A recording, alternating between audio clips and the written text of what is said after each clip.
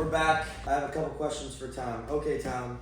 Question number one. How's your experience been in the 1 week you've been here? You've been here a week now, right?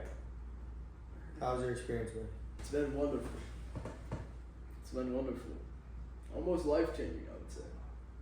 Honestly. I've been able to be around people who have been pushing me to become better. First of all, growing mentally and physically. And then third of all, being able to be in an environment or an opportunity where I can make more money than I have been in the past. I've never really experienced that, so just knowing that it's possible. I've had a lot of things going on within my life where, sometimes I feel like I've been stuck, and this opportunity has been able to honestly break those chains. It's crazy because he was going from $200 a paycheck to now $2,000 in a week. 10x increase. Do you think you worked more hours or less? I was not working many hours at personal training. Okay. So I wasn't working this many hours with personal training. But it's way more of a higher pay scale, if that makes sense. I mean, yeah, you're making.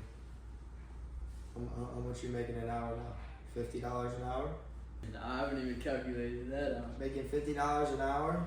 Not bad. I mean, just started. It's been not even a week, so you can just think where the growth's going to go from there. I mean, made almost $600 today. You're making more than lawyers and doctors. It's just crazy. Where do you see yourself in 1 year from now? What do you want your life to look like? I'd say definitely a person who is attractive. I would want to be out. I would want to move out of my parents' house completely. Definitely at the end of this year, have an own independence, be outside of the state of Illinois, and I want to have a significant income. Making a money that I'm actually satisfied with, but still in the place where I know I need to push harder and push for more growth in life, if that makes sense. And how are you going to get there? Through a vehicle that's enabling me to do that, or allows me to do that, So door-to-door sales is going to be your method? 1000%. The greatest South growth there is, door-to-door sales. Yup, today it was, if I'm not gonna lie, today when I started off in my neighborhood, and I about knocked like 26 doors before my first sale, which honestly, the state I was in, I was like shit, I got a little in my head. I was like, oh, is it gonna work out today? But then I had been able to talk to a really good person.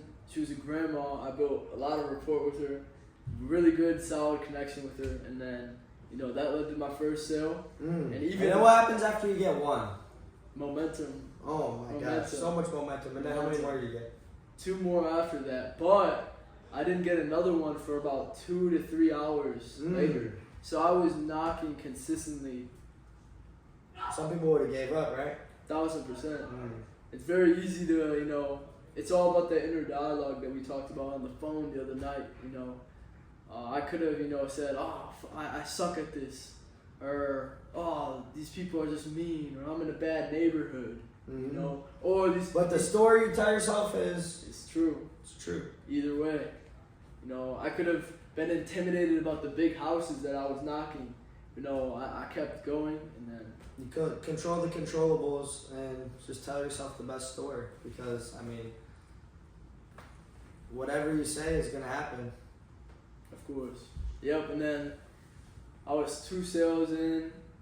I didn't get another one for about an hour, and then my third one, I was knocking in the dark. And honestly, my when I was knocking, my experiences in the past throughout this week has not been good in the dark. But I kept going, and there was a couple with their hands open, literally giving me that third sale. So interesting. I wouldn't have, if I was just satisfied with 2. All right, I so would have got that. let's go a little bit more in depth here. Are we looking at pest control next year? I haven't really thought about what, selling. I haven't thought about Just do it. So do Fiverr's a good start because you could do it freaking from now, October, November, December. If you want, keep going January, February, March. But then in April, like you do this for 6 months, you could probably make.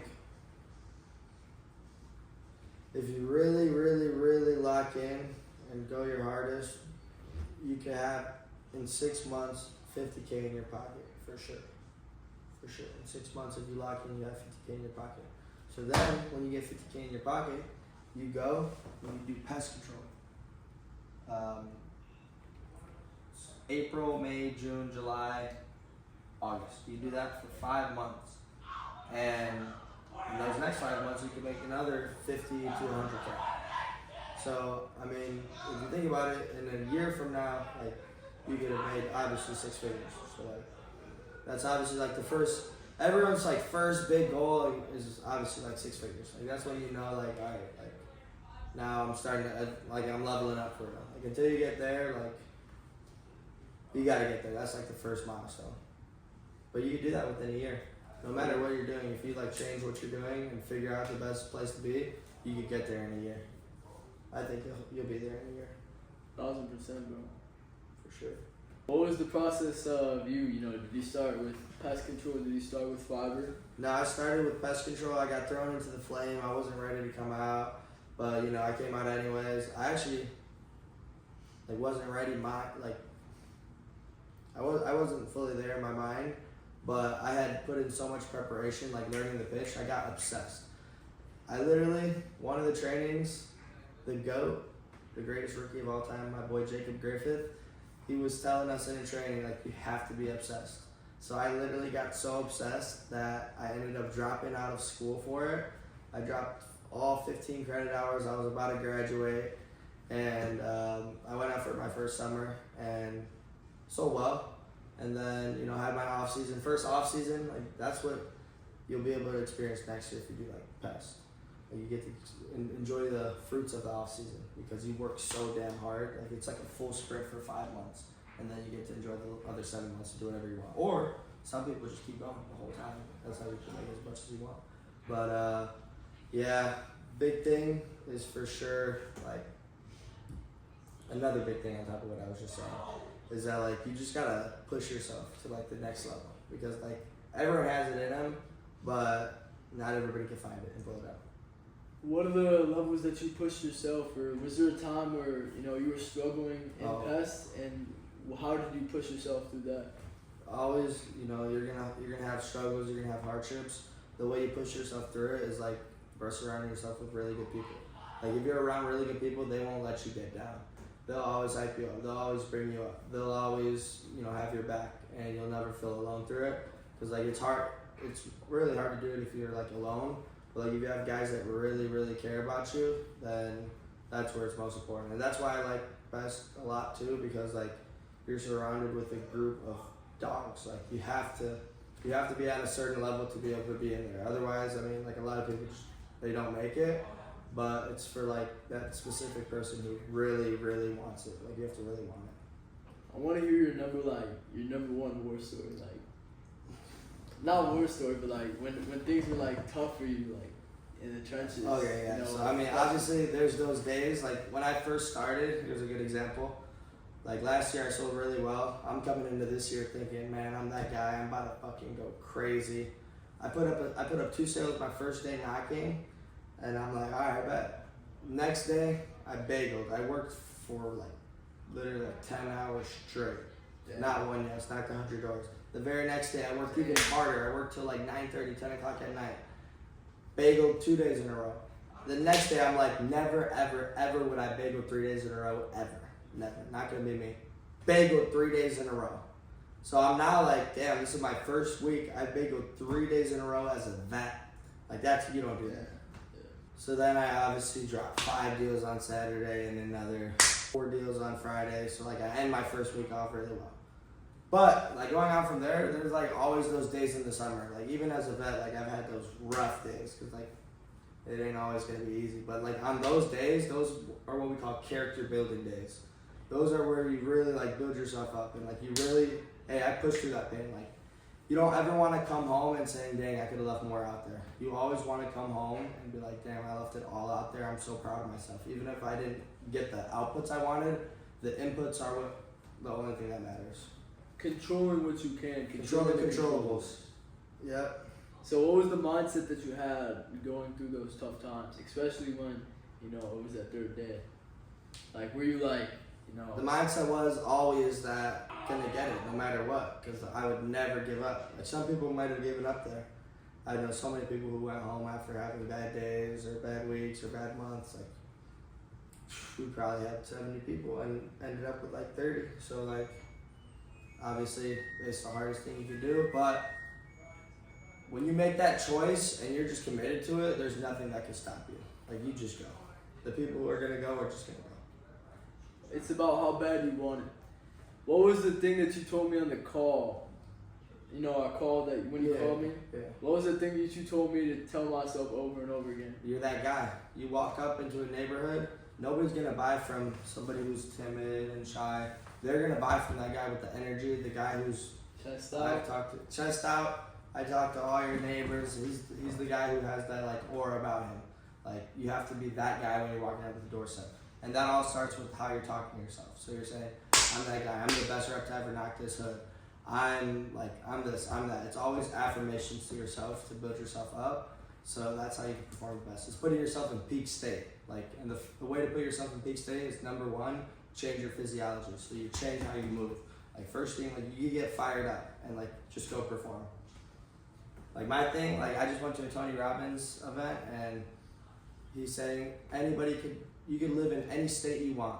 Why not choose to live in a beautiful state? And really easy way to change your state. Like, if you're feeling really down, sad, depressed, just be grateful. Like, you can't be grateful and sad at the same time. That's just impossible. So if you're ever feeling some kind of way, trade your expectation for appreciation. So instead of expecting something and being, you know, anxious that you don't have it yet, trade that anxiety for appreciation and gratefulness on what you do have, because that'll just make you feel so much better. I love that, bro. And you know, I thought, you know, my aura was maxed out before coming out here to door, and it's like, after this, it's like, you and the rest of the guys are pushing me so much more past, you know. And then the crazy part is that like there's so many levels to it. Like, once you reach this level, then you go to the next level, and then there's always like bigger dogs. There's always the bigger dog. Like, even like bro, there's bigger dogs than like the biggest dogs. Like, yeah. There's so many levels to it that like you can always grow and you can always climb, and you'll never be the best, no matter what. You'll never be number one.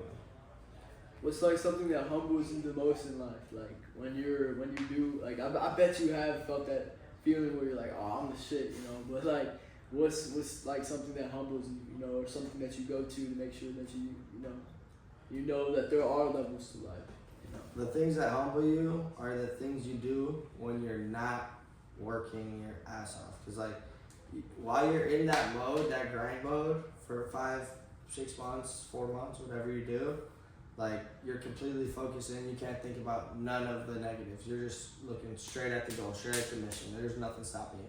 But the way you, what was the word you used? Humbled yourself. Exactly. So the way I humbled myself is by like going on like charity trips, like giving back and like donating and like all this kind of stuff. Like, that's what really like brings out your humbleness, and like the things you do for other people without asking anything in return. Like, for example, just random acts of kindness, like, oh, I'll buy somebody a dinner.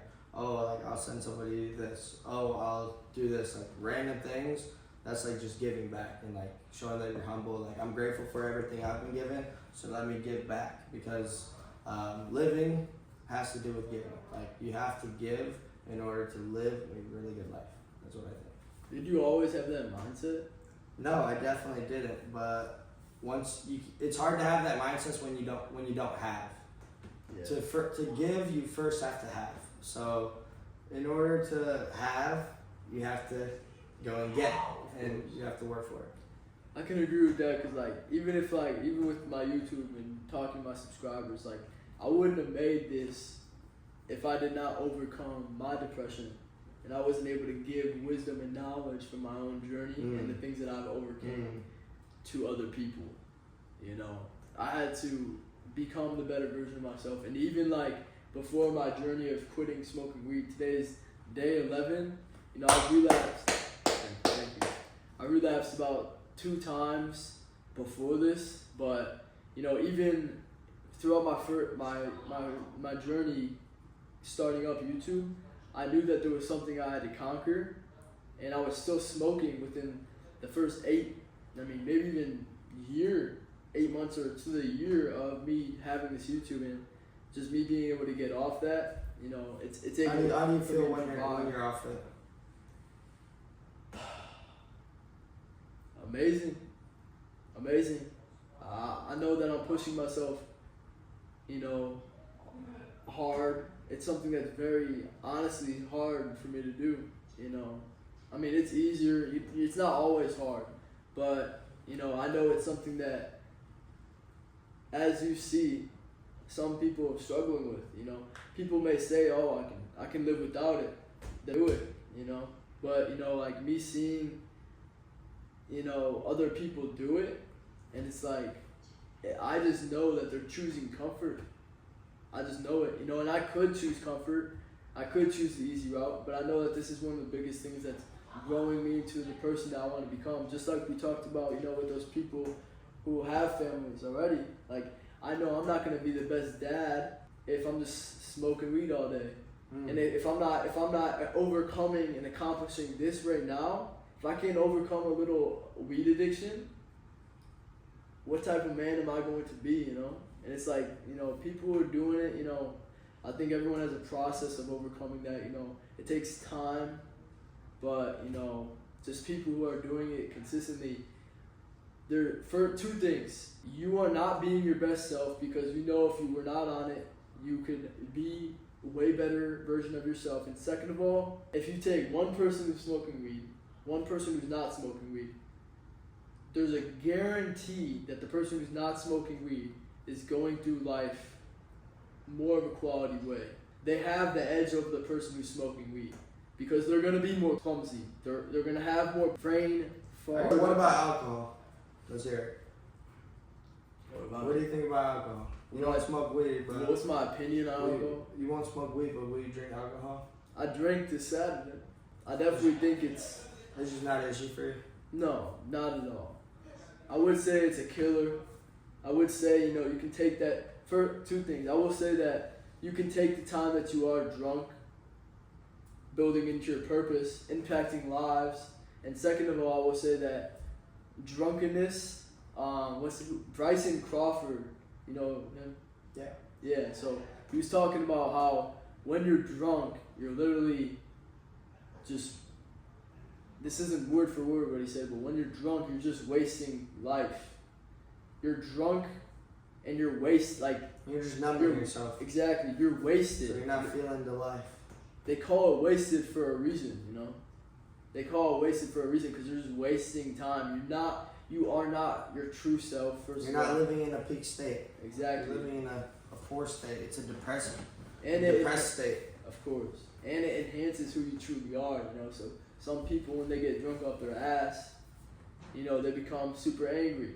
Some people get super sad. Some people get super excited, you know. So, you know, it's obviously not good. But we all have things that, you know, to overcome. I'd say that. How do you feel about alcohol? So my thoughts on alcohol, honestly, during this summer, actually it started in January. So in January we went on a little Mexico Cancun trip. I took like 50 shots of tequila, and that was like the last time I drank alcohol. Nice. So that was what? January, so February, March, April, May, June, July, August, September. So I went for 8 months without alcohol, because I made a commitment that this whole season, until I hit my goal, I'm not going to have 1 sip of alcohol. So I didn't have 1 sip of alcohol for like 8 months straight. And then I hit my goal, and I was like, alright, I can sip a little alcohol now. But I think that's fair. I think there's seasons for it. Like, there's seasons where, like, obviously it's never something you're going to do every day. But like, there's a season where like, okay, you're 100% locked in on your grind. You're not gonna do any of it. But then there might be another season where you're like, okay, I'm having a little bit more fun in this season. Like, I'll do it here and there.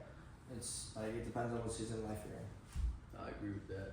And you don't even have to do it. Like you could go out like so much. Like I went out so many times and didn't even have to do it. And like it honestly just it's better sometimes because you just get to feel how things are actually like you know operating and like you're there, you're present, You're sharp. you're sharp, You're on your game. you're sharp, you're ready to go. Yeah. I would say I don't think there's any reason why a man should be drinking or smoking if they're still living in his mother's house. They haven't overcame personal development. They're still not in the gym. They're still jerking off. And they're still doing things that a little boy is doing. That makes sense? Yeah. Like, if you haven't overcame anything, there's no reason for you to be celebrating shit. But, like, you've created substantial success within your life. So, you know, one night, you know, go for it, you know. The craziest part is like once you get somewhere, it's like, okay, now you're looking at the next mountaintop. Like it's always like looking at the next mountaintop and like seeing all those people who are like way above you and like, because there's so many more people out there who are just like, and that's why it's always a fight to the top. Just keep going. Cool. Because you're gonna be at my level. Like I mean, you're already like intellectually, like you're there. But like you just gotta go do it now. It's just about the time, the reps, the effort, the intention, and it's gonna take a while. But in a year, you'll be 6-figure man for sure. Oh yeah, For sure. I have no doubt in my mind. Good question right here. You get 6 figures. You get $100,000. Boom in your pocket. What are you doing? What are you gonna do when you get your money this year? How are you gonna spend it? I'm taking all my boys out to dinner. I'm paying for it all. And how much is that gonna cost? $2,000. $2,000. That is How reasonable. many boys do you got? It's reasonable. How many boys do you got? Like 50? Jeez. Well, a lot. All you can eat, bro. I want to provide. I want to travel the world. You're gonna buy a big dinner for all the boys. My question for you: you made your first 100,000. Yeah. Congratulations. Where are you putting that money? I'm gonna keep investing. How much are you gonna invest? 30 to 40K. For sure. What are you gonna do with the rest? I'm gonna buy my own house, obviously. Buy your house? Down payment? I don't know. That's not obvious. I mean, yeah. With the 100K, you can put a down payment. I would travel the world. Where would you go? Spain, Italy, Brazil, Costa Rica. I really want to go to Italy. Also, I want to go back to Mexico as well. What are your thoughts on people wasting their lives scrolling? I think you need to be the main character in your life. You shouldn't be scrolling away. You know, I scroll significant amount about motivation and success. But people who just scroll all day, every day, you know, more than 20 minutes in one sitting, I think it's a waste of time. You need to spend that time into building something substantial, building towards your purpose, being a creator, not a consumer. We knew it. We knew it was coming. In this world, like, oh my gosh, you're gonna do so much greater things if you produce instead of consume. 100%. Yep, and then I'd also say you're just messing up your attention span as well. Oh, you're cooking it. You're frying it. It's gone. Like a little fish. Bye bye. You can spend that time that you are scrolling, you know, that you are pleasuring yourself into something way greater, into evolving yourself. You know, I think it's that's all, where the true pleasure is gonna come from. of course, the true joy from life always comes back to who wants it more, who's more obsessed with what they want to create in life. I agree 100%. You like fire or water? Fire, Why did you choose fire over water? because it's fire. Because it looks cooler, bro. Now you could be fire, right? And if you're fire, you could be hot enough. What hurts more? Both can hurt equally. If you take water and you freaking send a wall of it at you at 2,000 miles an hour, you're gonna be pretty fucked up. The same way that if you take 10,000 degree flamethrower and burn your whole body to the, I mean, you're gonna be like the same amount of fucked up. You know, so I mean, I agree. water can put out fire, but you could burn water with fire. So it's kind of like who's overpowering who kind of thing, you know? Would you rather freeze to death or burn to death? I'd rather burn to death. Set me on fire. Really? Why is that? Because like freezing to death, like you're cold. You're fucking cold. At least it'll be like a warm shower. Like it's calm. It's chill. Oh yeah, another thing leading up to my my last year, bro. I literally just did like 75 hard, bro, and like that was like one of the big things for sure. For sure. Tell me a little bit about that. 75 hard before coming out for the season. So when you go out for your, you know, season of door-to-door pest control, you needed to have a stack of undeniable proof that you are who you say you're gonna be. You have to build your confidence by doing hard shit. You do hard shit now, you eat shit now, so you can eat caviar later. You put yourself through all the stress, so that way when it's game time, you're able to perform. If you didn't do all the practice, like Kobe Bryant, if he didn't spend hundreds of thousands of hours in the gym before playing, he'd be terrible. But the reason that he's so good is because he put in way more time than anyone else. So in the off season, I did 75 hard. So I did cold plunges, I was running, going to the gym like literally every single day. And that built the discipline in order for me to go every single day of the summer. And every time something gets harder, you don't want to do it, you just do it anyway. So that's what builds up that discipline for when you're in the summer, you're in the shit, you're going through it, but you have that discipline so you don't stop. You keep going because you're used to this shit. You've done it before. I admire that, first of all. I also say that's how true confidence is built. You know, you can say all you want that you're the man, that you're the greatest. You can build that aura, but it's truly going to come from, like you said, the undeniable evidence that you built up for yourself over a long period of time. So a lot of it for me, you know, is just looking back at all the things that I've overcame and continuing to overcome as well. But I think you always need to constantly be pushing yourself past your edge. You know, you can't just do that and then be content. You always have to keep pushing yourself. 100%. You know? Take a man, you know, if he's grinded for 2 years and then he just went out and partied for the next 4 years, you know, he's always gonna be living in the past. You have to be constantly having that thing that is pushing you. Just like I said, like kind of like that carrot that you're always chasing. You know what we're reminding me of right now? Albert Einstein used to take naps, dream, wake up from the nap, and have just ideas and just start writing shit. What time is it? It's fucking damn near 1 a.m. I'm about to fall asleep right now. In conclusion, to wrap it up, I'd like to congratulate Tom Toon for making 10 times as much as he's made in a paycheck in 1 week. Congrats, Tom, you're the guy. Anyways, besides that, Tom's a grinder and Tom's gonna make it out. Watch him work. That's that guy right there. He's that guy. I hope you guys enjoyed this.